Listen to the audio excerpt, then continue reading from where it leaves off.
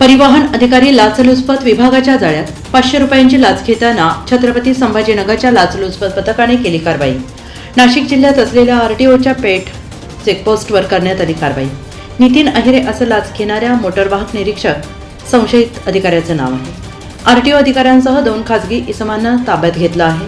विनोद साळवे आणि मनोहर निकम असे खासगी इसमांची नावे आहेत। परराज्यात प्रवेश करण्यासाठी कंपाऊंड फी 2000 रुपयांची केली होती मागणी। तडजोडी अंती 500 रुपये घेताना केली अटक।